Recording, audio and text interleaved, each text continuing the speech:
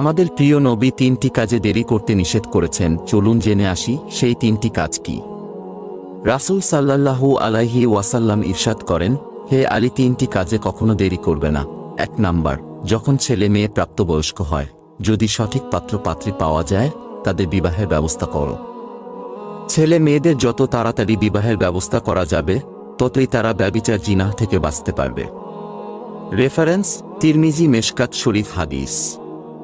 হাদিস নং 605। 2 নাম্বার, যখন নামাজের সময় হয়, সঙ্গে সঙ্গে নামাজ আদায় করা উত্তম। মহানবী সাল্লাল্লাহু আলাইহি ওয়াসাল্লাম বলেন, নামাজের প্রথম রাকাতে আল্লাহর সন্তুষ্টি এবং শেষ রাকাতে আল্লাহর ক্ষমা রয়েছে। 3 নাম্বার, জানাজার নামাজে দেরি করবে না, কেননা মৃত ব্যক্তি যদি জান্নাতি হয়, তাহলে জানাজায় দেরি করার দ্বারা জান্নাতের নিয়ামত থেকে তাকে বঞ্চিত রাখা হলো, আর যদি মৃত ব্যক্তি জাহান্নামী হয়, তাহলে তাকে জাহান্নামের শাস্তি থেকে দূরে রাখা হলো।